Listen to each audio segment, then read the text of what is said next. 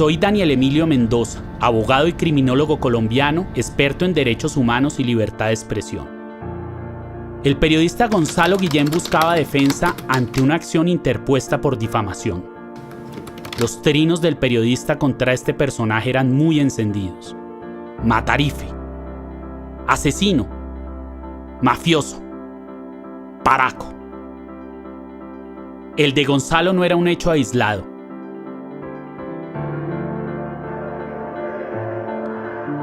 Al innombrable lo tildaban de paramilitar en las redes sociales. Su respuesta fue iniciar una persecución jurídica en contra de activistas, periodistas e influenciadores, contra todo aquel que se atreviera a criticarlo. Uribe es un mafioso, es un narcotraficante, un asesino conocidísimo.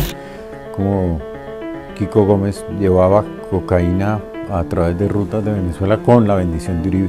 Y allí con una lista de mano entraron a las casas y asesinaron a la gente que encontraron. Quizás no vuelva más nunca por aquí porque nosotros hemos sufrido mucho desde ese día. Nuestra estrategia de defensa fue muy sencilla. Escriba a Gonzalo un artículo, le dijimos, en el que usted explique con evidencias documentales, videos, cita e hipervínculos el por qué le dice todo eso. Así no hubiera un fallo en firme condenándolo.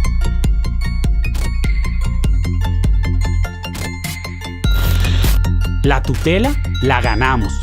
Desde ese momento mi cliente y yo y todo Colombia quedamos autorizados para tratar de matarife, paramilitar, asesino, corrupto y narcotraficante a este señor, el exgobernador de Antioquia, el 2 veces presidente, el senador resurrecto, Álvaro Uribe Vélez.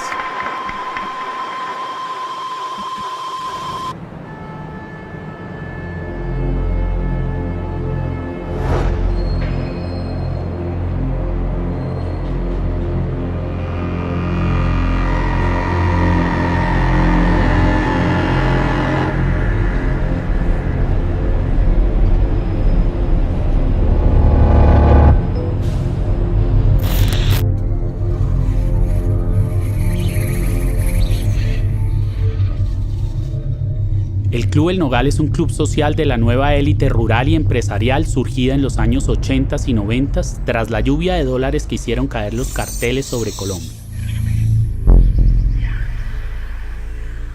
Algunos miembros de esta élite decadente aseguran que en ese lugar se planeaban masacres y organizaban cócteles en los que se recogían fondos de las AUC, Autodefensas Unidas de Colombia, cuando la consigna era limpiar con motosierra cualquier cosa que sonara a socialismo.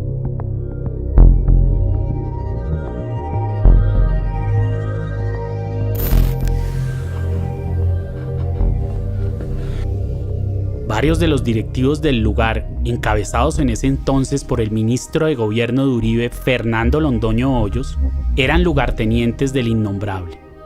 Este hombre trasladó incluso a su jefe de escoltas, el coronel Juan María Rueda, como jefe de seguridad del club, cuna del nuevo y contaminado jet set capitalino. En la cárcel La Picota hay un patio al que le dicen el Nogalito. Ese espacio en la prisión tiene guardados a los parapolíticos y a la casta de condenados por corrupción estatal más selecta del país. A los parapolíticos, a los del carrusel de la contratación, a los de agroingreso seguro, GIS política, los del cartel de la toga, Odebrecht, el fraude a la salud, varios lavadores de dólares y a la mayoría de los vándalos perfumados relacionados con la corrupción, el paramilitarismo y el narcotráfico. Le dicen el Nogalito porque quienes han ido a visitar a los reclusos aseguran que es como una sucursal. Allí, en esa cárcel, una cantidad de socios e invitados frecuentes del Nogal hacían ejercicio en el gimnasio que les tenían montado, antes de que iniciaran el día en prisión brindando con el primer cóctel de la mañana, como si no hubieran salido jamás de ese club. En el Nogal, no en el Nogalito, varios testigos aseguran haber visto a Salvatore Mancuso, el conocido genocida y comandante paramilitar. Como lo reclaman millones de colombianos honestos y de buena voluntad, amantes de la libertad que confían en nuestro movimiento nacional antisubversivo y han depositado la defensa de su seguridad en nosotros. que Colombia sea en nuestras mentes y en nuestros corazones el intento siempre vivo, siempre bello, de construir el paraíso entre los Andes y el mar. Muchas gracias, honorables congresistas. Muchas gracias, señoras y señores. Dios bendiga a Colombia.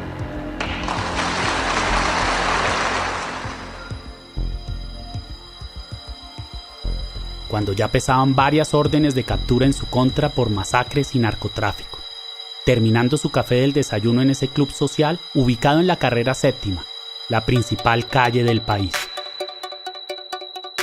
Aquí empieza nuestra historia.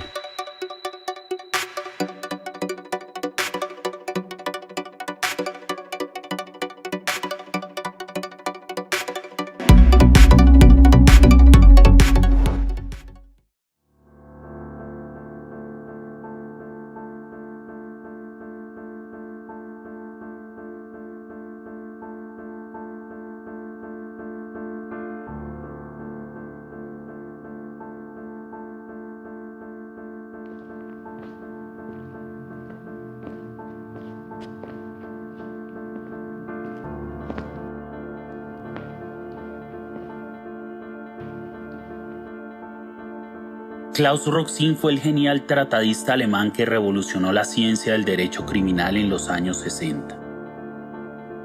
En la teoría clásica, para que el autor sea condenado, necesita tener una vinculación directa con el crimen.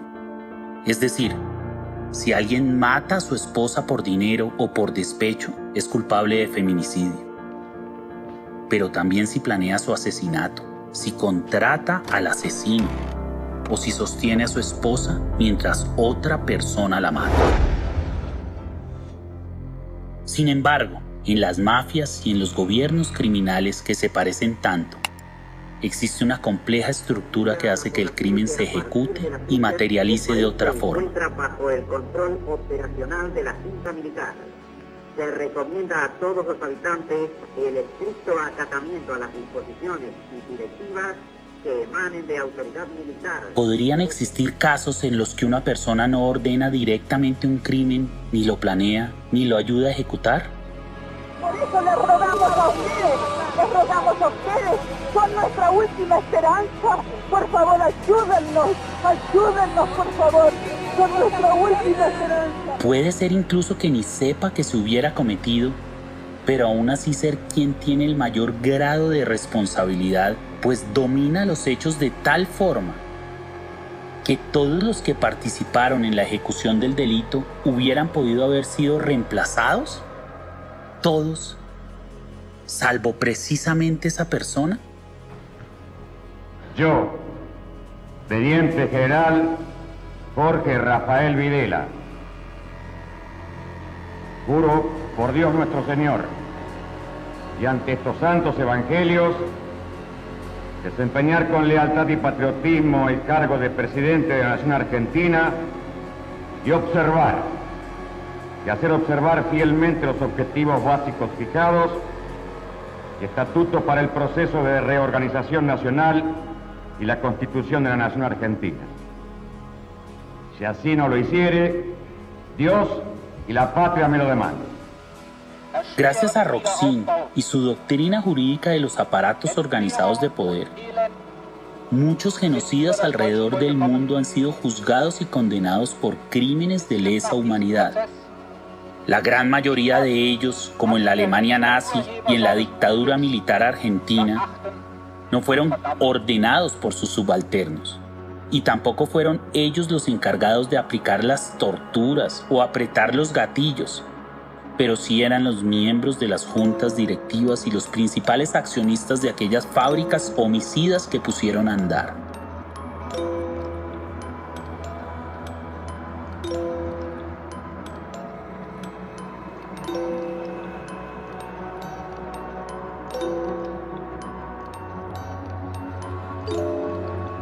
Esta teoría sustenta la cuantiosa pena que merece el principal protagonista de nuestra historia, quien debe ser condenado por las miles de muertes generadas por la corporación criminal, fundada en asocio con el cartel de Medellín, el paramilitarismo y los grandes terratenientes colombianos. Estados Unidos acusó formalmente al ex jefe de seguridad del expresidente Álvaro Uribe, general de la policía. Siente seguro en la decisión de permanecer con las organizaciones Convivir. Claro, eso es una necesidad porque obedecen al principio de que un Estado, por fuerte que llegue a ser, solamente puede producir resultados eficaces en materia de seguridad en la medida que cuente con la cooperación de la ciudadanía. Ese hombre estructuró e ideó una organización dentro del marco estatal que hasta el día de hoy continúa operando, a la que le dictó claras políticas homicidas que continúan causando la muerte de millones de civiles inocentes y que tiene un mapa definido de poder.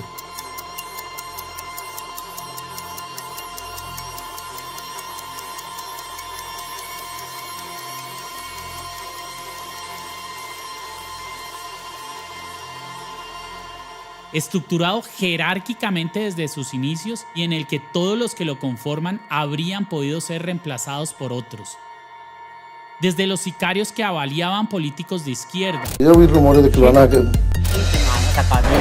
Sí. ¿Ah, sí?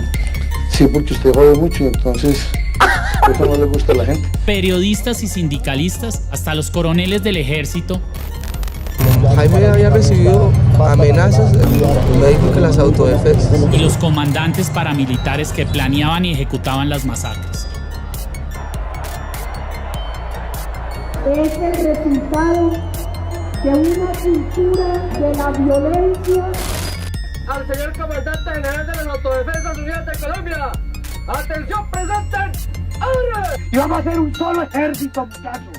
Las autodefensas desde el Putumayo hasta la Guajira. El único ser esencial en todo el organigrama, el único que desde siempre ha tenido el dominio de los hechos en su mano, el hombre que desde atrás de su escritorio ha dictado los parámetros de comportamiento homicida de agentes estatales en coordinación con bandas sicariales, paramilitares y narcotraficantes,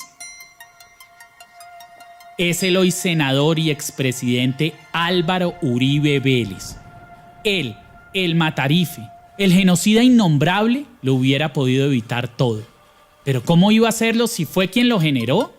Por esta razón es como si ese gobernador bajito, de gafas y cara de sacristán, hubiera entrado a las poblaciones y hubiera escogido desde su caballo a los campesinos, como si hubiera prendido las motosierras y las hubiera dirigido al pescuezo. Escuché un poco disparo y muertos como para la vía de la carretera del Salado. ¿Cómo cuántos muertos vio? Habían que como 20 y pico. Ayer, no sé hoy cuánto habrán, porque hoy habían también otros descargues para esos lados y nosotros salimos a la ligera. Como si al palo hubiera amarrado al papá junto al primogénito. Hubiera caminado de vuelta a los 100 metros con el fusil terciado y hubiera alcanzado a escuchar el grito de dolor del campesino descamisado al ver cómo el primer impacto le desbarata el vientre a su hijo. Él es la tormenta de muerte que no deja de azotar nuestro país.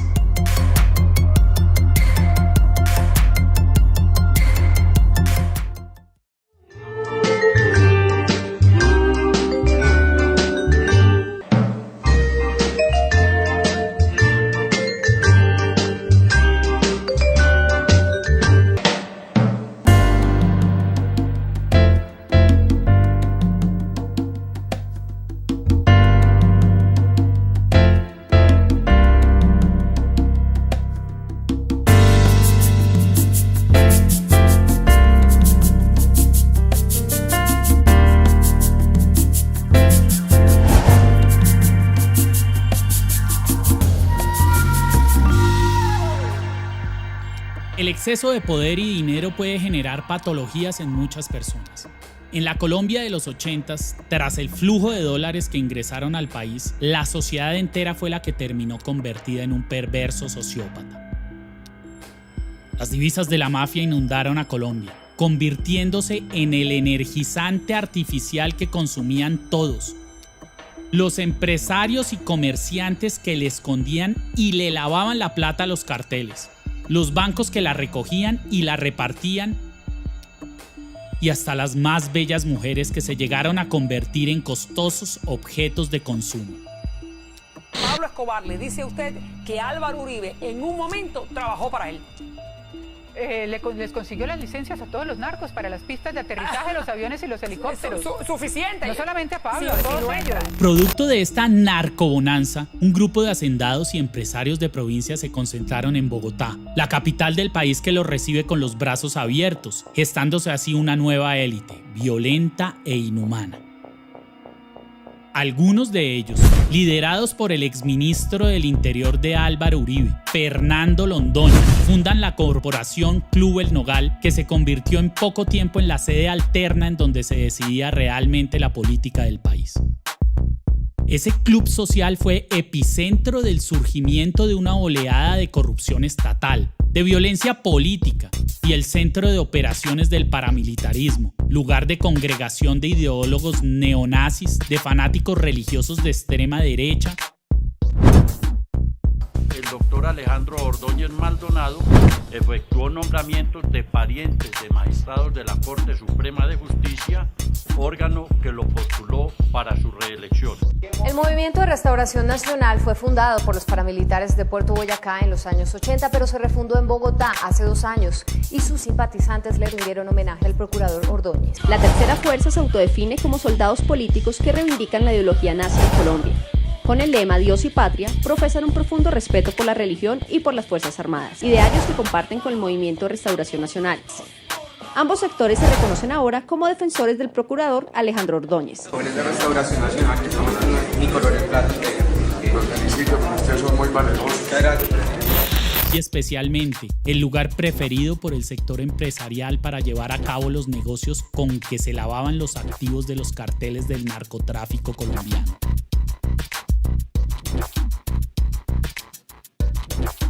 El Club El Nogal se convirtió en el fortín de un gobierno y una sociedad que traduce la peor de las enfermedades que padece Colombia, la sociopatía institucional. En el hotel del club vivían por temporadas algunos ministros durante el mandato de Álvaro Uribe Vélez. Aseguran varios de sus socios que la ministra de Defensa, Marta Lucía Ramírez, que tenía una habitación permanente en el club, sostuvo reuniones con comandantes paramilitares. Y es bien sabido que allí era donde los políticos y empresarios condenados por corrupción y lavado de activos negociaban las coimas con los empleados públicos y planeaban elaboradas maneras corporativas de blanqueamiento de divisas.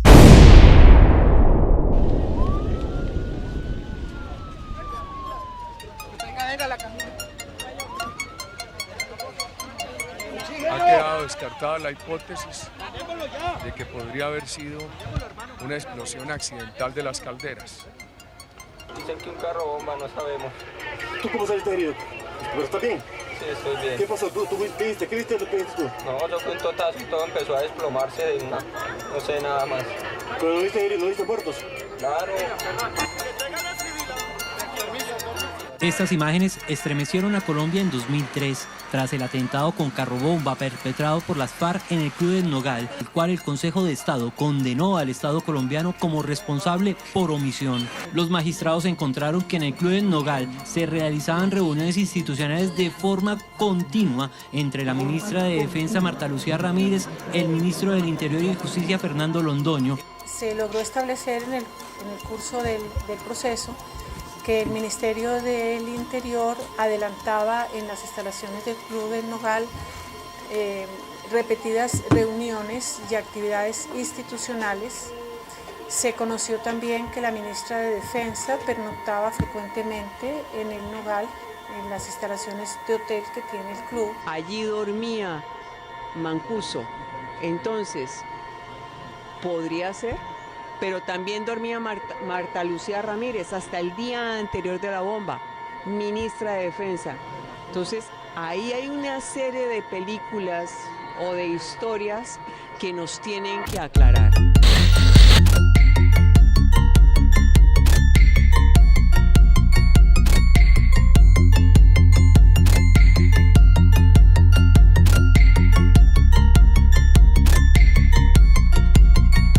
Fundador, Fernando Londoño, fue después destituido e inhabilitado por la Procuraduría, dadas sus actuaciones oscuras, corruptas y fraudulentas durante el ejercicio de su cargo. A juicio de la Sala, El doctor Londoño incurrió en la falta al no declararse impedido para interceder ante las autoridades colombianas en favor de un consorcio responsable de la ejecución de una obra en la vía Bogotá-Villavicencio, a pesar de que había sido su apoderado. El mismo Salvatore Mancuso, el genocida y narcotraficante preso en Estados Unidos que ha reconocido más de 300 asesinatos, era ingresado en camionetas blindadas por la entrada de atrás, exclusiva para los camiones de comida y carga. El vicepresidente de la República nos propuso la creación del bloque capital. La gran mayoría de información que nosotros recibíamos para realizar las operaciones militares provenían de las fuerzas militares. A nosotros nos daban los listados, nos entregaban los álbumes fotográficos de los objetivos militares declarados por ejército, por policía, por DAS o la misma fiscalía, que nos entregaban la información de quienes ellos consideraban que eran subversión. Quiere preguntarme que si tuvo incidencia en las elecciones presidenciales, si tuvo incidencia en las elecciones presidenciales. Después, ya en el club del ministro Londoño, de la ministra Ramírez y del presidente Uribe, las cámaras se apagaban y podía caminar libremente por las instalaciones. Este asesino de millares, estando vigentes varias órdenes de captura internacionales, caminaba por los corredores, el tinto se lo tomaba en la piscina y hasta aseguran haberlo visto acalorado por el vapor en el baño turco.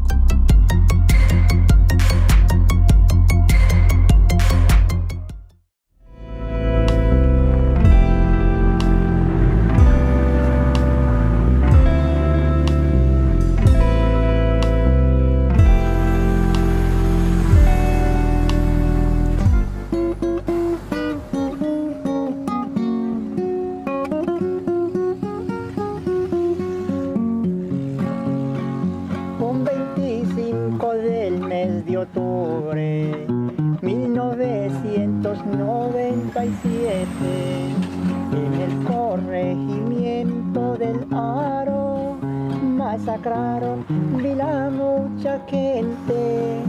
Allí llegó un grupo subversivo, destrozando un terruño inocente.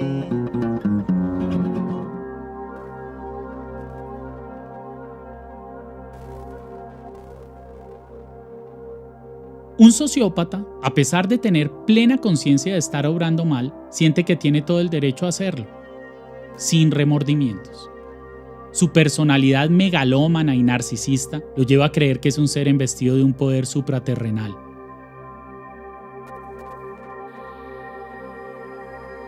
Que le permite el quebrantamiento de la ley, si de alcanzar sus finalidades y autosatisfacción se trata. Su maldad se desata cuando se desmorona el muro psicológico de contención de sus acciones. Este muro se puede ir destruyendo a través de símbolos y vivencias cotidianas. El país debe conocer la realidad de ciertos poderosos capitales que creyeron que la amnistía patrimonial significaba el olvido de los delitos que sus titulares cometieron para lograr formar sus fantásticas fortunas. Quiero informar a la opinión pública que el señor ministro de Justicia tiene un plazo de 24 horas para que presente las pruebas, y mi anhelo no es que haya un enfrentamiento entre el pueblo colombiano.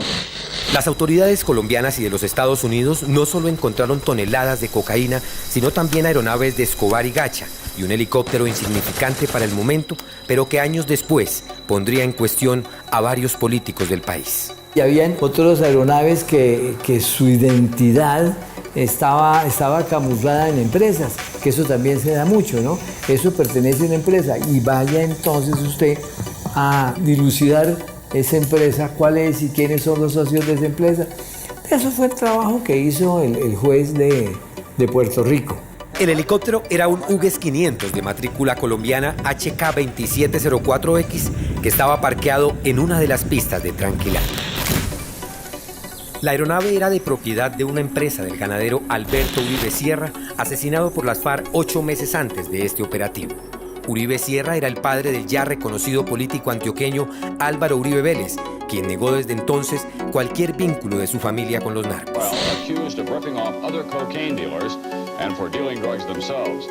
Miami is one of the principal branch offices for what can be called Cocaine Inc., a huge international business run by a relatively small band of smugglers operating out of Colombia.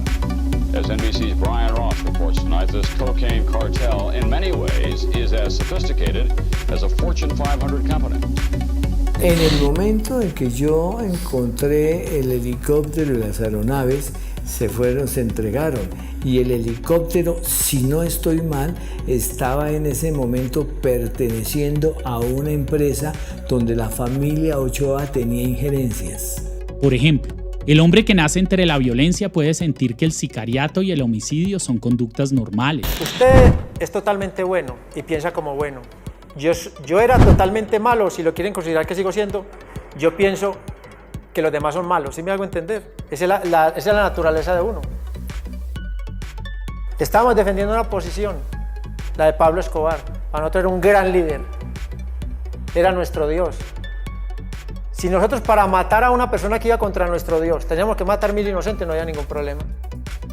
No había ningún remordimiento. Yo estoy sentado hablando hoy con usted porque yo recapacité. Porque uno como asesino lleva un monstruo adentro. Ya el monstruo yo lo manejo, él no me maneja a mí.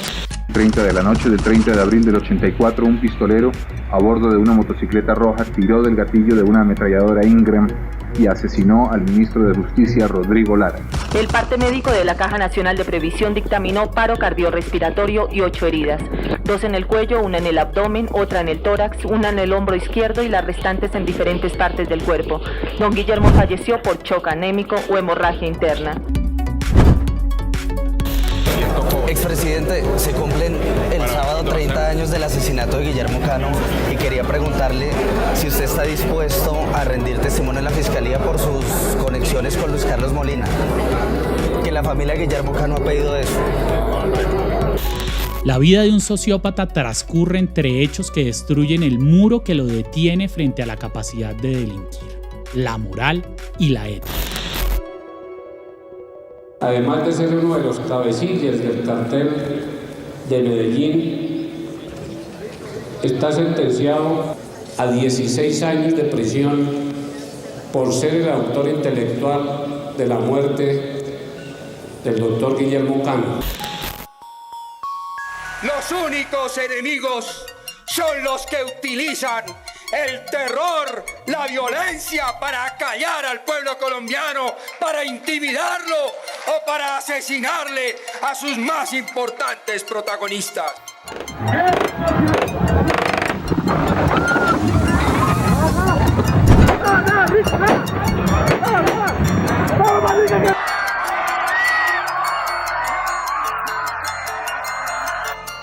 Para no ser una nación marginal, secundaria, para que no le vuelva a dar vergüenza a ningún colombiano al presentar el pasaporte de su patria.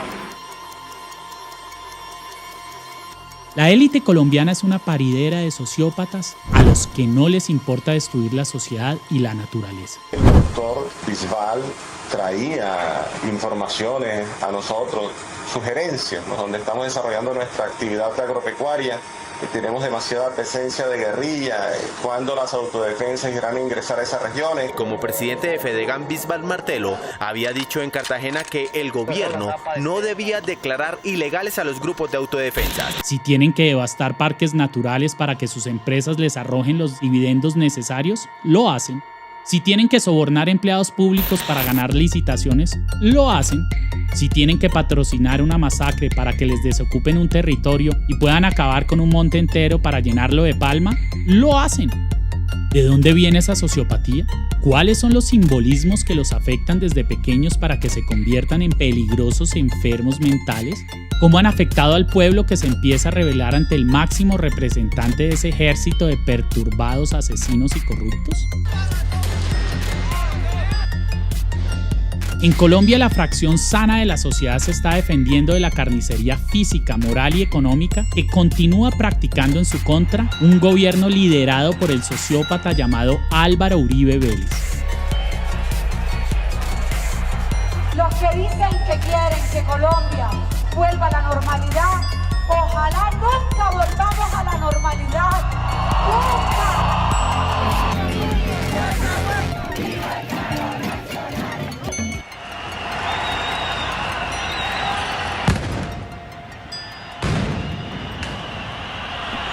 qué puede llegar a una sociedad cuando el gobernador del departamento más violento del país es un ser devastador, generador de millones de masacres y asesinatos selectivos, trastornado por el odio, educado y patrocinado por el narcotráfico?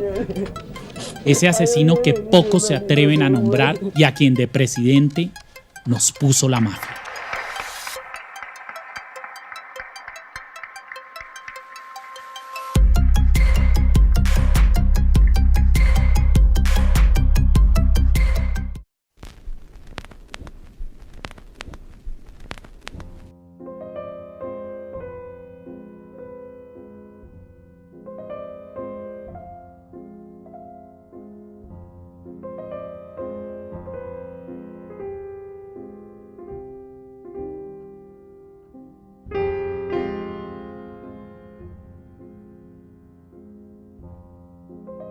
El primero que denunció al Matarife por mafioso fue el papá del presidente designado por el mismo Álvaro Uribe Vélez, Iván Duque Márquez. ¿Sorprendidos? Pues así fue. Transcurría el año de 1981 cuando don Iván Duque Escobar, el papá, siendo gobernador de Antioquia, programó un viaje exclusivo para informar al presidente de la República, Julio César Turbay, que el joven Uribe, quien para esa época empezaba su carrera burocrática, era socio del cartel de Medellín y que, desde su cargo recién estrenado como director de la Aeronáutica Civil, repartía licencias de vuelo y autorizaba las pistas de las tantas aeronaves que subían y bajaban cargadas de cocaína. ¿Por qué y para quién era tan importante la Aerocivil en Colombia?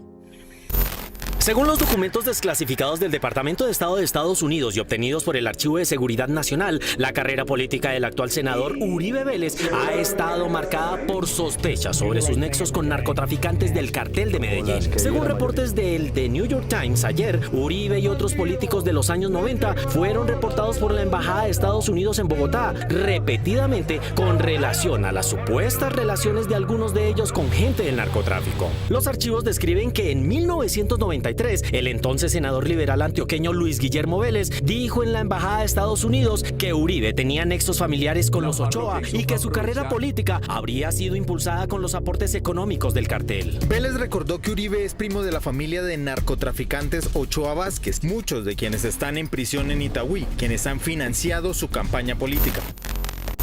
Con respecto al expresidente Álvaro Uribe, ¿el aeropuerto que había en la Hacienda Nápoles era autorizado o era ilegal? Él, cuando era director de la Aerocivil, él autoriza la pista de la Hacienda Nápoles, pavimentada, se ve perfectamente desde un vuelo. El satélite americano, me imagino que para esa época la tenía fotografiada. Él autoriza esa pista sabiendo que es para Pablo Emilio Escobar Gaviria. Mire, yo realmente en el tema de Álvaro Uribe Vélez no me quiero extender más. Por lo que estoy aquí en la ciudad, Álvaro Uribe Vélez es el dueño de esta ciudad.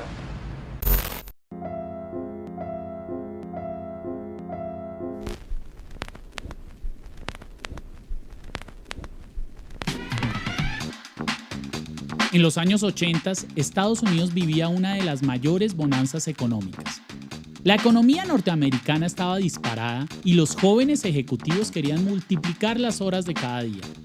La cocaína se convirtió en el elixir que estiraba la parranda norteamericana que parecía interminable. El cartel de Medellín, liderado por Pablo Escobar y por el clan de los Ochoa, como cualquier empresa en expansión, buscaba formas de comercialización de la cocaína que empezaba a ser requerida por aquella gran potencia. En sus inicios, en los años 70, el cartel tenía la pasta y los laboratorios para producir cocaína de la mejor calidad, pero no tenía muchos compradores ni quien la repartiera en el exterior. En los 80s esto cambió. Para esa época ya habían realizado alianzas internas que convirtieron a los Estados Unidos de Norteamérica en una inmensa nariz que todo se lo sorbía. El problema ahora era poner el producto en suelo norteamericano.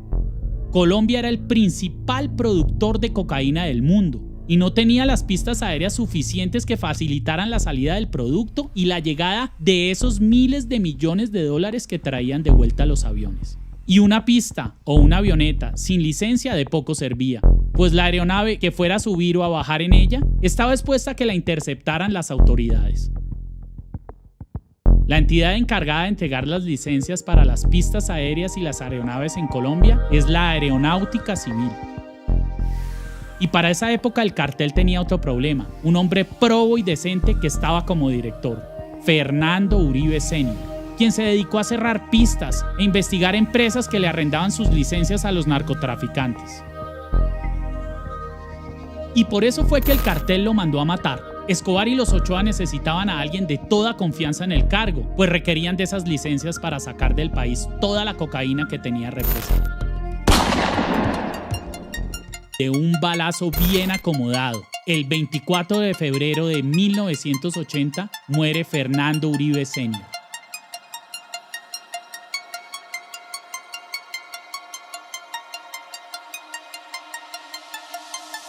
Quien lo sucede es un joven de 28 años, delgado, diminuto y gafufo, con cara de sacristán, a quien nadie conocía y que no sabían de dónde había salido. Un burócrata con una experiencia tan reducida como su estatura.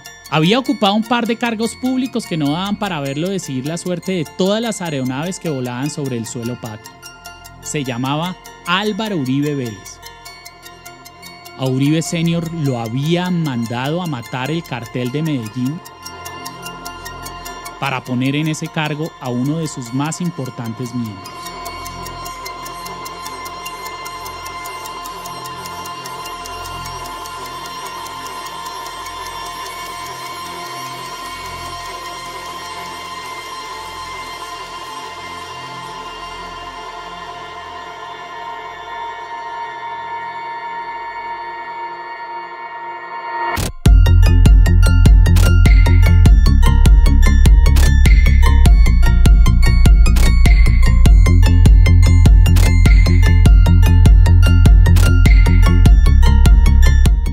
Más devastadora y cruel del planeta era la que en Colombia controlaba la totalidad de las operaciones aéreas del país.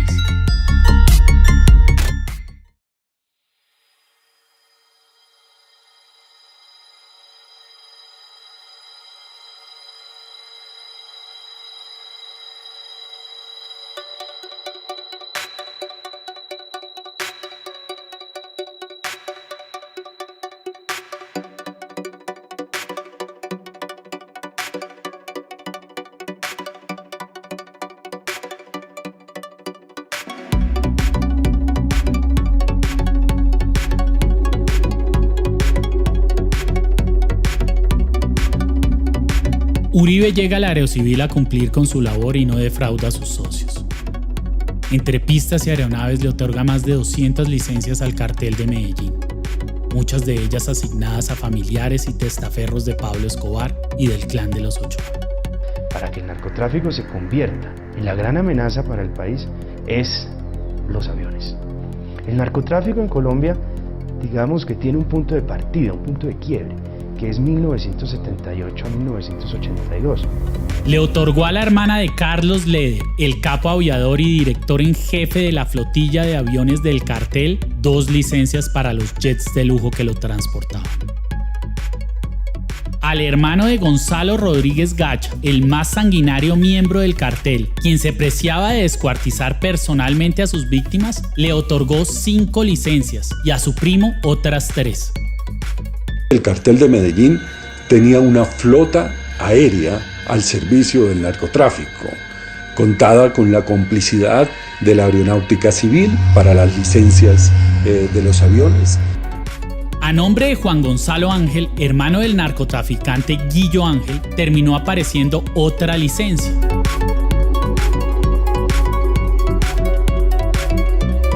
Guillo Ángel era propietario en la sombra de la empresa Helicargo, dueña del helicóptero en el que murió Pedro Juan Moreno Villa, secretario de gobierno de Uribe cuando era gobernador de Antioquia. Accidente provocado, según varios periodistas, por el mismo Uribe.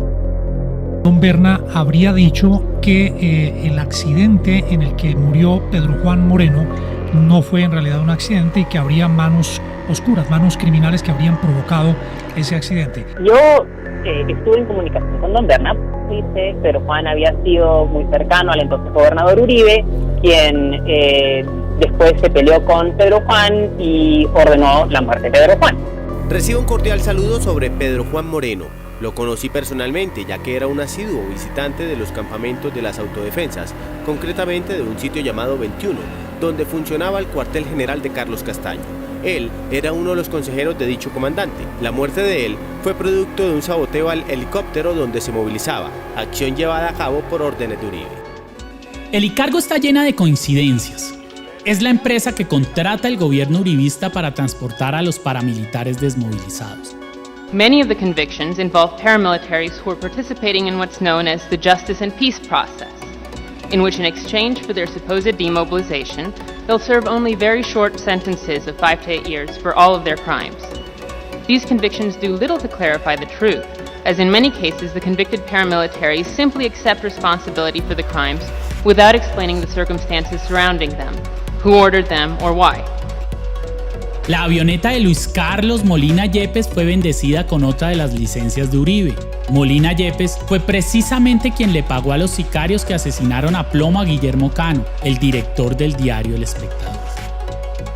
Y continúan las coincidencias. El mismo Molina Yepes era también el principal accionista y miembro de la junta directiva de la empresa financiera Confirmesa, de la cual era socio el primo de Escobar, hermano de uno de los mejores amigos de Uribe, y hoy senador del Partido Uribista Centro Democrático, José Obdulio Gaviria. Confirmesa estaba dedicada al lavado de activos y, de acuerdo con las declaraciones del sicario de Pablo Escobar, John Jairo Velázquez, alias Popeye, era la empresa que le cambiaba los cheques al cartel de Medellín. Es precisamente Confirmesa la que nombra en su junta directiva a Álvaro Uribe Vélez, nombramiento que tiempo después declina, manifestando por escrito en una carta emotiva profundos sentimientos de aprecio y vieja amistad a su director, el ya reconocido narco Molina Yepes. Es que ¿saben qué pasaba en esa época? La coca salía por el aeropuerto del Dorado.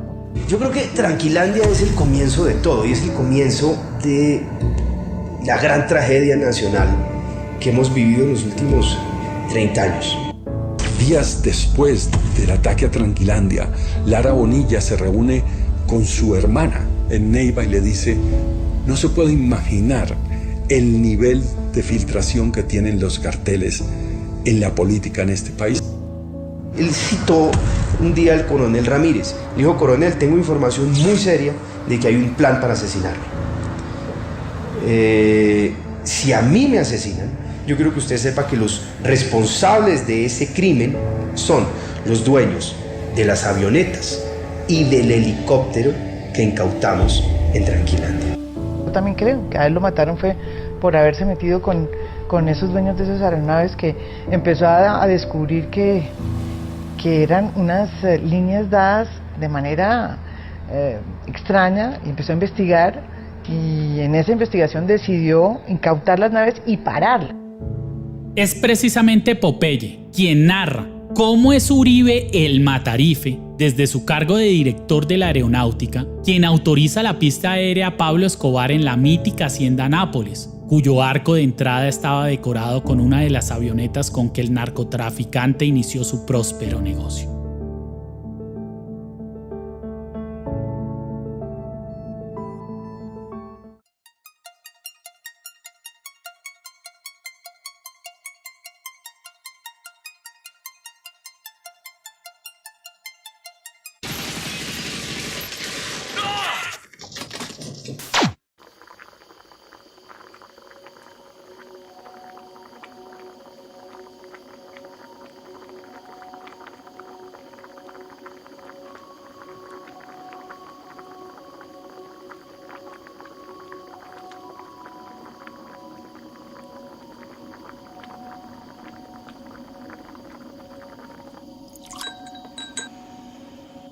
que el país debe conocer la realidad de ciertos poderosos capitales que creyeron que la amnistía patrimonial significaba el olvido de los delitos que sus titulares cometieron para lograr formar sus fantásticas fortunas.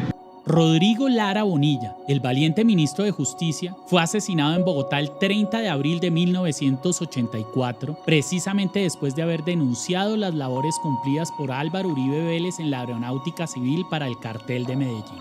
A las 7:30 de la noche del 30 de abril del 84, un pistolero, a a bordo de una motocicleta roja, tiró del gatillo de una ametralladora Ingram y asesinó al ministro de Justicia, Rodrigo Lara. Colombia tuvo muy pocas dudas sobre los autores intelectuales del golpe y de una vez desaparecieron las objeciones contra la puesta en vigor del tratado de extradición.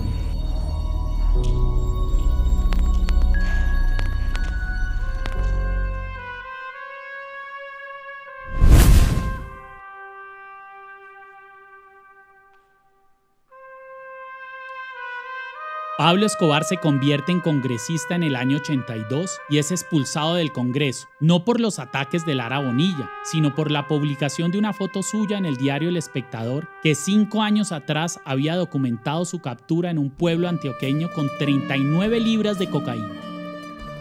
Es en realidad por esto que Pablo Escobar manda estallar la bomba en el reconocido periódico capitalino el 2 de septiembre de 1989.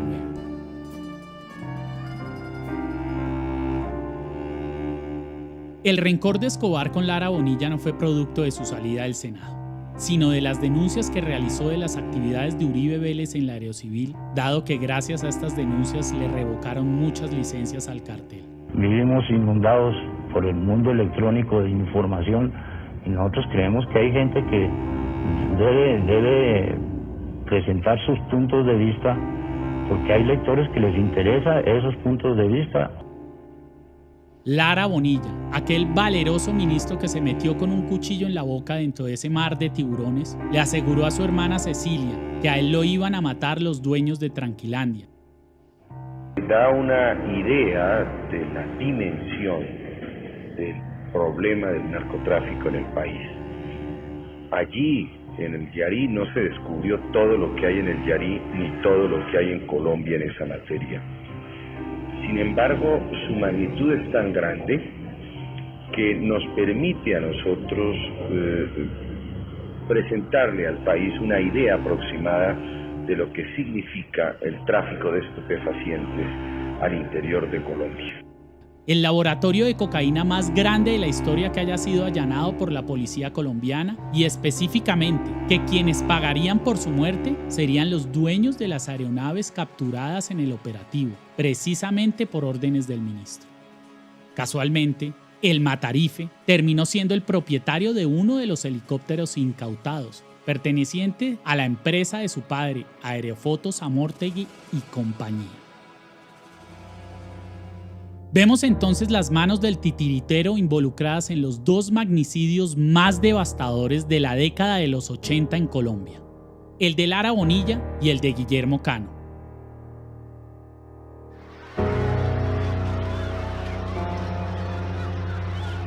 Pues no solo el cheque que compró su muerte salió de una empresa relacionada directamente con el Matarife, sino que el periódico mismo lo había acusado con su nombre y sus 2 apellidos, Álvaro Uribe Vélez, entre la lista de políticos que habían recibido mucha plata de los mafiosos.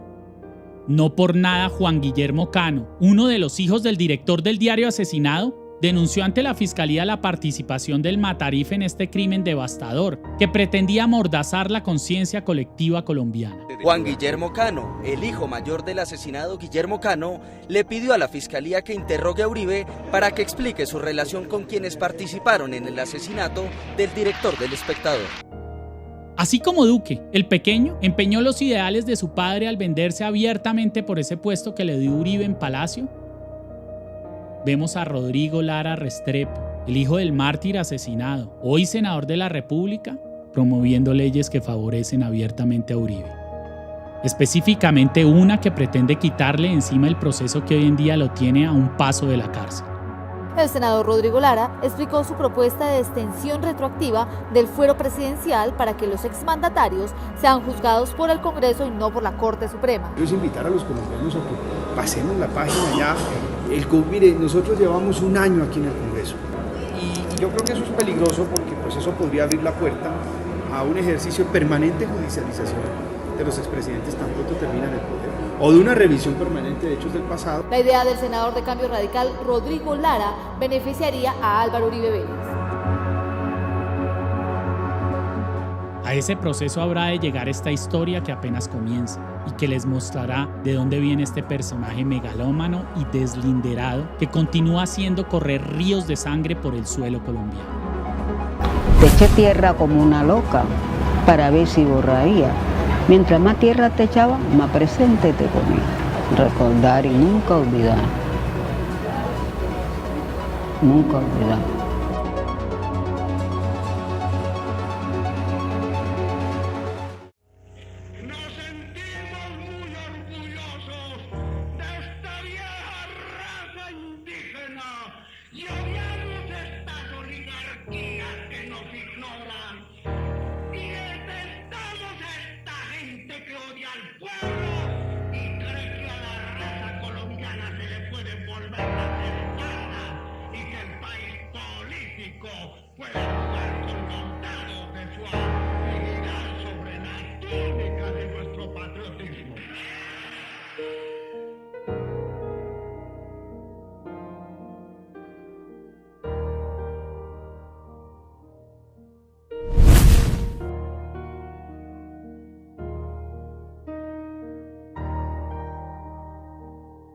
Frente al mismo ventanal en el que Mancuso tomaba su café, ubicado a 13 pisos de altura, junto al chapaleo de los niños en la piscina del Nogal, el clan mafioso de los Cifuentes Villa se reunía en las tardes con importantes empresarios de la élite bogotana y grandes hacendados terratenientes. Los hermanos Cifuentes Villa, a quienes las autoridades en Colombia han incautado bienes avaluados en más de 250 millones de dólares, entre ellas varias propiedades en Medellín, la costa atlántica y 2 acciones en el Club El Nogal de Bogotá. El Matarife mismo le consiguió la membresía al clan Cifuentes en el club a través de una de sus empleadas, Marta Medina, entonces cónsul de Colombia en Países Bajos.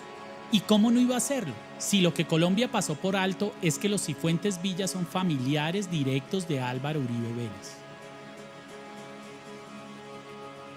El presidente Juan Manuel Santos dio la orden de extraditar a Estados Unidos a Dolly Cifuentes, quien tuvo 2 hijos con el hermano del expresidente Álvaro Uribe, Jaime Alberto, fallecido en 2001.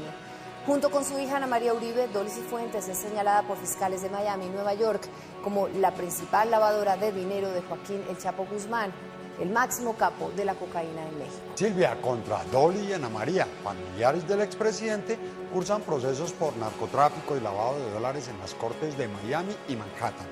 Aunque Ana María fue capturada, no hay rastros de su paradero en el sistema carcelario. Ana María Uribe Cifuentes, sobrina del expresidente Álvaro Uribe. Su padre es Jaime Alberto Uribe Vélez. La madre y la hija están requeridas en la misma investigación norteamericana. Hildebrando Cifuentes, Mario Cifuentes, Milton Cifuentes, Dolly Cifuentes, exesposa de Jaime Alberto, hermano menor del Matarife, y Ana María Uribe Cifuentes, hija de Dolly y Jaime Alberto y sobrina del Matarife. El clan de los Cifuentes Villa era una organización familiar y criminal de narcotraficantes, socios del Chapo Guzmán y lavadores de dólares del cartel de Sinaloa. Fue el clan que le abrió las puertas a la mafia mexicana en Colombia. Dolly fue capturada y extraditada por lavado de activos. Ana María también fue apresada, pero no aparece registrada en ninguna cárcel del país. Nadie sabe a dónde fue a parar. Ana María, sobrina directa de Álvaro Uribe Vélez, es la esposa de uno de los hijos de Fabio Ochoa Vasco, quien fuese socio en el negocio de la cocaína de su casi homónimo Fabio Ochoa Vázquez, miembro del clan de los Ochoa, parientes directos y mecenas patrocinadores de la carrera política de Uribe. Aunque Ana María Uribe Cifuentes, la sobrina del expresidente Álvaro Uribe, está en la llamada lista Clinton, fuentes de la Fiscalía aseguran que en su contra no existe ningún proceso pendiente. Paradójicamente, sus empresas han sido allanadas por la DIJÍN y la última de ellas el viernes pasado. La hija del hermano menor del expresidente Uribe fue designada narcotraficante e incluida por el Departamento del Tesoro en la lista de personas y propiedades bloqueadas por sus relaciones con las empresas de alias El Chapo Guzmán, en una investigación que, según este informe, desarrollaron conjuntamente con la DEA de Estados Unidos y la DIJÍN de Colombia. El periodista Gonzalo Guillén, intentando determinar su paradero, recibió esta carta del IMPEC, en la que el instituto se refiere a ella como interna, pero asegura que en el sistema de localización de prisioneros no está registrado su nombre. Los Ochoa, junto con Pablo Escobar y la plana mayor del cartel de Medellín, como bien lo habrá de describir esta historia, fueron quienes nos pusieron de presidente al Matarife. En los salones y los baños turcos del Club El Nogal, los Cifuentes Villa gestionaron los delitos de su organización criminal, que iban desde los fraudes electorales y judiciales, la apertura de rutas de narcotráfico a Norteamérica, hasta los múltiples homicidios en que se vieron involucrados. Pero además allí, en ese club social, se forjó la compleja red corporativa de lavado de dinero que a través de 12 empresas realizaban negocios multimillonarios con entidades públicas y privadas. Nadie creería que fue El Nogal, precisamente el club bandera de la clase empresarial y política colombiana, el que serviría de puerta de entrada del narcotráfico mexicano a Colombia. Con el ingenio que lo caracteriza, el Chapo Guzmán logró establecer una red para traficar cocaína desde Bogotá, Colombia, a territorio mexicano, utilizando la principal terminal aérea de ese país sudamericano, en vez de pistas clandestinas en la selva. Y que allí se evidenciaría la sociedad expuesta por la prensa internacional entre Uribe y el cartel de Sinaloa. Ya hablaremos de las declaraciones que han dado los empleados de una aerolínea de carga que transportaba a Estados Unidos la cocaína de Uribe Vélez y del cartel Mariachi. Esta también es solo una rama del árbol genealógico que relaciona al expresidente Uribe con el clan de los Ochoa. Pero para llegar allá, tenemos que ver de dónde viene este engendro. Pueden decirme lo que quieran, paramilitar o lo que quieran. Frente a la opresión, el saqueo y el abandono, nuestra respuesta es la vida. Los inventores de fábulas que todo lo creemos, nos sentimos con el derecho de creer una nueva y arrasadora utopía de la vida, donde nadie pueda decidir por otros hasta la forma de morir, donde de veras sea cierto el amor y sea posible la felicidad, y donde las estirpes condenadas a 100 años de soledad tengan por fin y para siempre una segunda oportunidad sobre la tierra. Ana María Uribe Cifuentes, sobrina directa del expresidente, es la esposa de uno de los hijos de Fabio Ochoa Vasco, socio de Fabio Ochoa Vázquez, uno de los míticos hermanos Ochoa. Fabio Ochoa Vasco fue precisamente quien brindó el testimonio del apoyo que le dio el paramilitarismo a Uribe en su campaña para la primera presidencia. Y fue miembro tanto del cartel de Medellín como de los Pepes. Vivió en México en el año 94, logrando durante su estadía importantes relaciones con la naciente mafia mariachi. Por eso Salvatore Mancuso, aquel miembro honorífico del Club El Nogal, lo convierte en el relacionista público que le ayuda a comercializar grandes cantidades de cocaína y además a realizar las importaciones del armamento que requería su organización, consistente especialmente de fusiles AK y R-15, y además lo invita a una colecta realizada en pro de aquel gobernador antioqueño, el Matarife. Ahí estuve reunido en ese momento con el entonces, creo que era candidato, era gobernador. Luego, en varias ocasiones, pues estuve en los establecimientos de comercio de mi familia, de mis padres y tíos. Y fui también a la finca del señor gobernador para esa época, quien me llevó allá ya siendo miembro de la autodefensa. Ochoa Vasco asegura que Mancuso también le ofreció un puesto en Justicia y Paz, el programa de entrega voluntaria de paramilitares, garantizándole que Uribe le podría abrir un espacio en la reinserción, haciendo pasar a este mero mafioso por comandante paramilitar. Según Ochoa Vasco, Mancuso acordó el apoyo económico de los cabecillas paramilitares con el presidente Uribe, que recibió $10 millones por parte de cada cabecilla de las AUC, y en compensación ellos recibirían entre 6 y 12 años de prisión, la pena de un atracador de relojes, por las tantas volquetadas de muertos y las toneladas de cocaína que le habían metido a esa nariz grandota que es Norteamérica. En el trabajo con la Fiscalía, con la DEA, con la FARC de los Estados Unidos, en el cual se logra la captura de 11 personas colombianos en Estados Unidos, e igualmente 13 personas en territorio colombiano. Esta es una red dedicada al lavado de activos, está vinculada directamente con Fabio Ochoa Vasco. Si ustedes recuerdan, Fabio Ochoa Vasco es un narcotraficante que trabajó desde la época de Pablo Escobar trabajó con Mancuso, trabajó con Don Berna y se entregó en el mes de enero, se entregó a las autoridades americanas. Igualmente este narcotraficante estaba dedicado a trabajar con el cartel de Juárez de México. Ellos se quedaron con las tierras, mansiones, apartamentos, camionetas, yates, jets, el resto de los lujos y los millones de dólares que habían hecho matando y traficando. Juro a Dios y prometo al pueblo cumplir fielmente la Constitución y las leyes de Colombia. Uribe llegó a la presidencia y le cumplió a la mitad de ellos.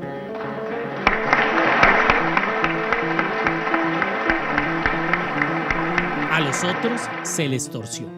Los llevó a entregarse a la justicia colombiana como borregos entrando a un corral para después vendérselos a los gringos. ¿O era él el Matarife, aquel presidente que ya estaba reseñado por la DEA como uno de los mafiosos y estrategas más temidos del cartel de Medellín? ¿O eran ellos, sus mejores amigos, lugartenientes y socios narcoparamilitares? Yo lo que tengo es un interés de que el gobierno nacional cumpla los acuerdos y los pactos que hicimos en el proceso de negociación, porque yo no he incumplido ningún tipo de acuerdo. Uno de los acuerdos con el gobierno nacional era que en la medida que cumpliéramos con el proceso, ellos no nos extraditarían. De este trato, que hoy en día mantienen la impunidad al expresidente, ya habrá tiempo para hablar. El Eslabón Perdido es nuevamente ese club empotrado en la carrera séptima de Bogotá, del cual también era socio Marco Antonio Gil alias El Papero, quien fuese capturado en septiembre de 2013, precisamente por ser parte de la organización criminal de exportación de cocaína del mencionado Ochoa Vasco. En el año 2009 se sometió a la justicia norteamericana Fabio Enrique Ochoa Vasco. Él se declaró culpable de los delitos de narcotráfico y allí entregó información que indicaba que las empresas del señor Marco Antonio Gil Garzón, alias El Papero, hacían parte de su organización de narcotráfico. Directamente relacionado con el clan Cifuentes Villa y específicamente con la sobrina y la cuñada de Álvaro Uribe Vélez, ficha de los carteles mexicanos y ex socio de Mancuso.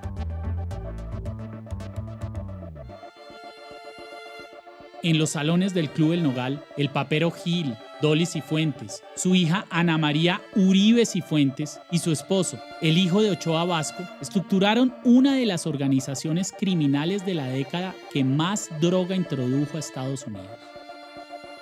Se alcanza a ver la sombra del Matarife, el genocida que a Colombia le da miedo nombrar, metido en su palacio, detrás de las dos matronas de la mafia, Dolly y Ana María, generalas del clan Cifuentes Villa, comadres de Fabio Ochoa Vasco y socias del reconocido cartel de Sinaloa. Uribe reuniéndose con paramilitares, Uribe promoviendo el paramilitarismo, Uribe encubriendo sus relaciones con los paramilitares. Es decir, ¿qué hace falta para que en Colombia este señor tenga que ir ante un juez?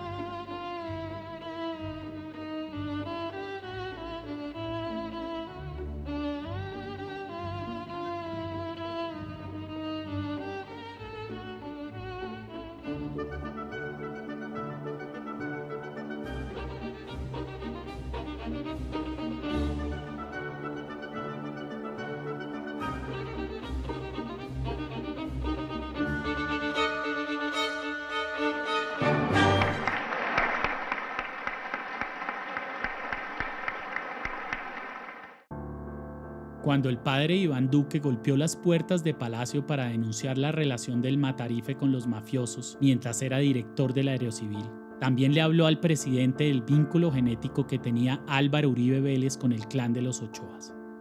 Fabio Ochoa, patriarca del cartel, en su libro llamado Mi vida en el mundo de los caballos, expone detalladamente a partir del negocio de los caballos de paso fino en Colombia cómo el tronco del árbol genealógico de Uribe Vélez era el mismo del que provenían los Ochoa. Así es como el viejo Fabio, que habla del Matarife como un joven chalán muy estudioso de talla presidencial, también habla de su parentesco con el clan Ochoa, proveniente de los Vélez González, los Posada Vélez, los Vélez Vélez y por supuesto también de los Uribe Vélez. Este vínculo filial con la familia más poderosa del cartel de Medellín le permitiría a don Alberto Uribe Sierra involucrarse en el negocio de la cocaína e iniciar una fructífera carrera como testaferro de los Ochoa, que los sacaría de la modesta casa del barrio Laureles, en donde vendía saldos de telas para ser propietario de muchas haciendas, mansiones, yates, avionetas y helicópteros. De los helicópteros ya habrá tiempo para hablar. Recordemos la descendencia que dejó Uribe Sierra. Santiago, investigado y procesado por ser el creador del grupo paramilitar Bloque Metro y por ser el autor intelectual de la masacre del Aro. Villalba se reafirmó en sus acusaciones en contra del presidente, de quien aseguró que siendo gobernador de Antioquia, lo condecoró por la masacre del Aro.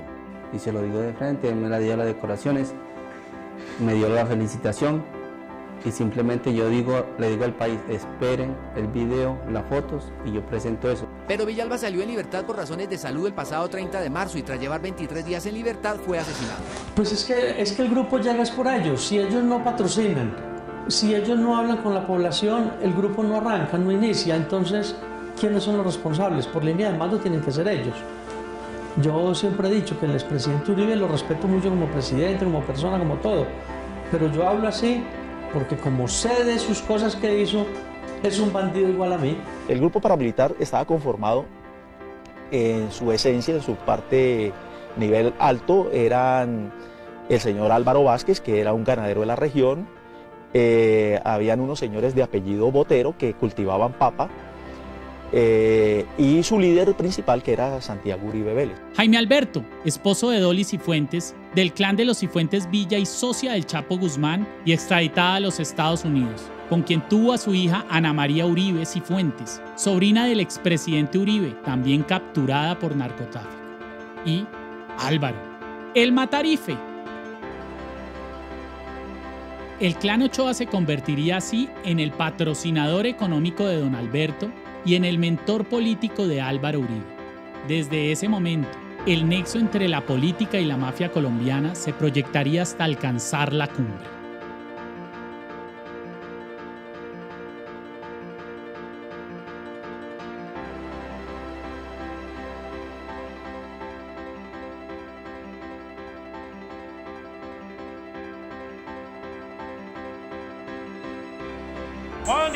En el auge de las Autodefensas Unidas de Colombia, 200 paramilitares al mando de Ramiro Banoy, alias Cuco Banoy, llegaron hasta el corregimiento del Aro en Ituango, Antioquia, y allí, del 22 al 25 de octubre de 1997, torturaron y asesinaron a 15 campesinos y quemaron sus casas con la anuencia de miembros del ejército. Aquí el delito de fondo, ¿cuál es? Que aquí hay unos delitos de lesa humanidad. Aquí hay unas masacres, hay unas desapariciones. Aquí hay conformación de grupos de autodefensa donde él es responsable. Él lideró esos grupos. Como lo he dicho yo, el expresidente Álvaro Uribe fue nuestro referente. Fue nuestro referente desde su plataforma política e ideológica. Fue nuestro referente para nosotros avanzar en la represalia que nosotros tuvimos contra las guerrillas marxistas en Colombia.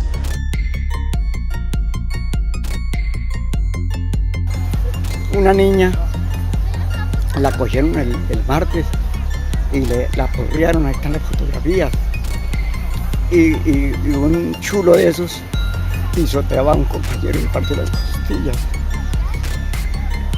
No. Eso no es así. Uno es noble, pero joven rebelde.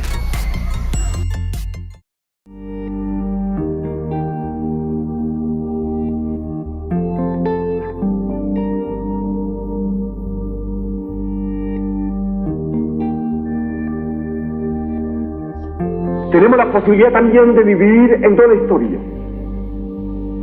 Tenemos la posibilidad de partir en dos la historia de Colombia con un solo objetivo: unir a los colombianos.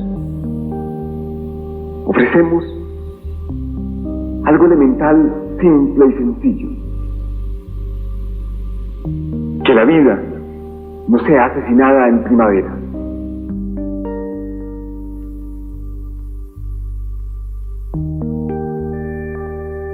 Al Matarife lo parió la mafia. En ella creció y ella lo educó. Los pasos que ha dado en su vida son los que daría el miembro de un cartel cumpliendo las labores que le exige su organización. Como todo mafioso, siempre ha estado rodeado de bandidos, y como todo capo, él ha sido el más peligroso de todos ellos. En la aeronáutica civil, César Villegas, alias el Bandi, su mano derecha en la oficina de planeación, le serviría no solo como vocero de los miembros del cartel que necesitaban tramitar las licencias de las pistas y las aeronaves que transportaban diariamente cocaína, sino como partner de las empresas que necesitaba para lavar su dinero. Así lo narra la revista Newsweek cuando denuncia la sociedad que tenían en la empresa BC Maderas, empresa que es el punto de partida de la investigación y condena en contra del Bandi por lavado de activos, enriquecimiento ilícito y narcotráfico. Este es uno de los primeros testigos que se enferman de esas devastadoras gripas de plomo que tanto aquejan a los ex-socios del Matarife. En 1995, lo primero que hace Uribe al llegar a la gobernación de Antioquia es nombrar a su mejor amigo Pedro Juan Moreno como su secretario de gobierno. Moreno, reconocido por sus vínculos estrechos con narcotraficantes y con los aún nacientes grupos paramilitares, cumple las mismas labores que cumplía el Bandi en la Aerocivil. También fue socio de empresas al servicio del narcotráfico durante el tiempo en que fue su subalterno y, al igual que el Bandi, terminó muerto en extrañas circunstancias. El general Ritualejo del Río con Pedro Juan Moreno organizaron toda una estructura para recoger dinero de los empresarios. 4 personas: Ritualejo del Río, Pedro Juan Moreno, Carlos Castaño y empresarios, con el gobernador en ese entonces, Álvaro Uribe, consolidaron la propuesta que más tarde conocimos como las Convivir. Pedro Juan Moreno, en abierta enemistad con el Matarife, muere asesinado el 24 de febrero de 2006 tras un atentado que hace caer a tierra el helicóptero en el que viajaba. Moreno había sido denunciado por la DEA por tratar de introducir al país grandes cantidades de sustancias controladas para la producción de cocaína a través de la empresa GMP Productos Químicos y, casualmente, también era testigo de varias de las masacres que les indican a Uribe, pero murió antes de que pudiera abrir la boca.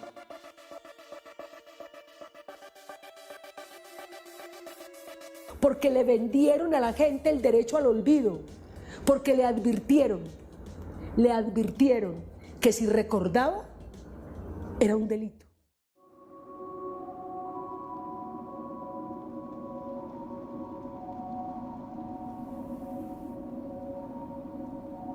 Se nos enseña que la dignidad no tiene precio, que resistir no es aguantar, a amar y valorar el territorio como espacio de vida, a luchar por este, incluso poniendo en riesgo nuestra propia vida. De aquellas mujeres que usan el amor maternal para cuidar su territorio como espacio de vida. Libertad para las lideresas y líderes que hoy están siendo judicializados en Colombia. Después de que el Matarife le hubiera solucionado al cartel de Medellín el problema de las licencias para las pistas y aeronaves, Uribe Vélez llega a la alcaldía gracias a que su padre compró sobrevaluada una obra de arte en una exposición destinada a recaudar fondos para la campaña del presidente Belisario Betancur. Una de las personas que financió la campaña política de Belisario Betancur en el año 82 era precisamente el señor Alberto Uribe Sierra, padre del señor Álvaro Uribe Vélez, quien concretamente se sabe que en una subasta de arte en Medellín compró o subastó un cuadro horroroso, debía ser como todos los cuadros que salen en esas subastas, por una suma altísima en ese momento, que era, si no estoy mal, me perdonarán, pero no sé bien si eran 2 o 3 millones de pesos. Dar 2 o 3 millones de pesos en el año 82 por un cuadro lamentable era simplemente vincularse a esa campaña donde se manejaban muchos, pero muchos intereses del narcotráfico. Y efectivamente gana el señor Betancourt.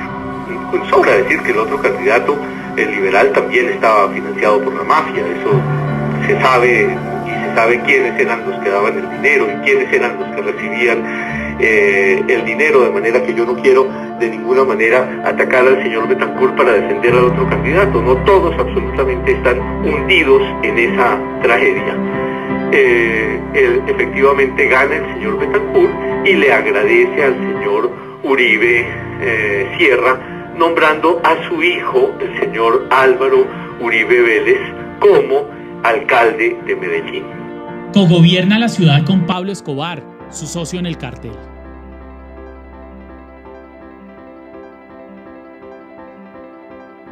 Colabora intensamente con la fundación del Capo, Medellín sin tugurios, y se hace evidente y pública la vinculación del mandatario con el narcotráfico.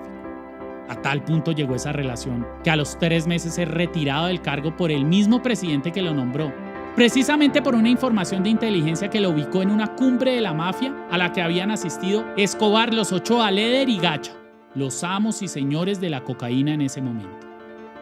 En Medellín aseguraban que al único que le hacía caso Pablo Escobar, el patrón, era ese chalán al que le encargaron la ciudad. ¿Qué poder tendría ese joven diminuto para estar en esa reunión en calidad de iguales y para ser escuchado por Escobar?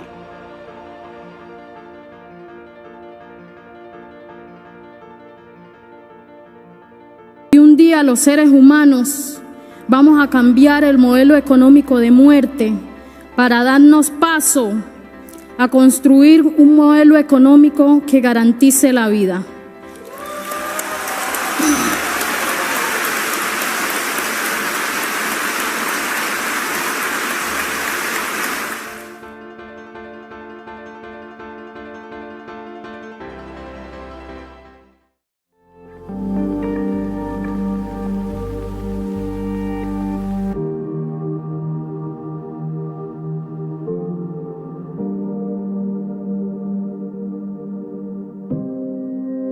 Que si no reaccionamos, ustedes jóvenes, y asumen el control de su propio país con los elementos que les da la Constitución, por ejemplo el voto, si no hacen uso de eso para bien, cerremos y vámonos. Sigamos mirando allá al país y nosotros mirando para otra parte.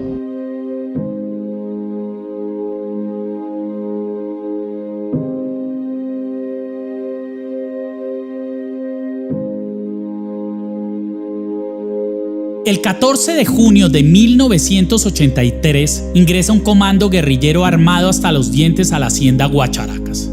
Horas antes, el padre del Matarife, don Alberto Uribe, propietario de la hacienda, había aterrizado en su helicóptero con sus 2 hijos, Santiago y María Isabel, mientras su hijo Álvaro, quien para esa época coadministraba la ciudad de Medellín con Pablo Escobar, presidía una reunión en su despacho de la alcaldía.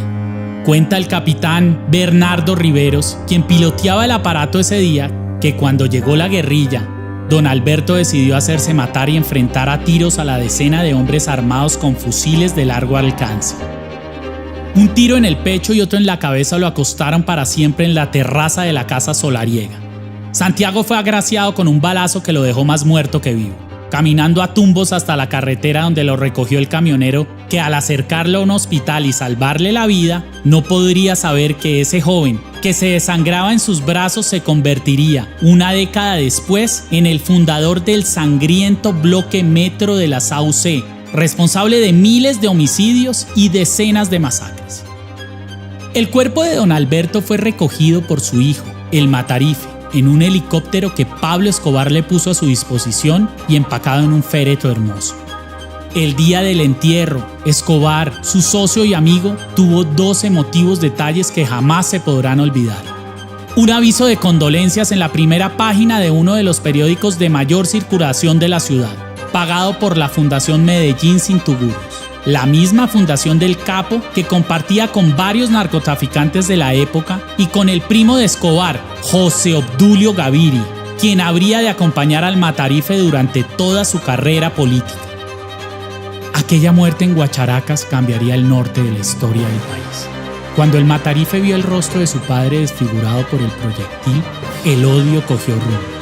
Acababa de nacer un monstruo alimentado por los poderes del Estado y del narcotráfico que bañaría en sangre a todo un país, regando muertos durante más de 40 años. Los muertos que continúa pariendo Colombia y que siguen cada día buscando tumbas donde echarse a dormir. Aquellos por los que hoy en día el pueblo protesta en las marchas, cansado de tantas masacres de líderes sociales, de indígenas, de periodistas. Las mismas marchas en las que el país berraco a Uribe hoy se atreve a gritarle "para".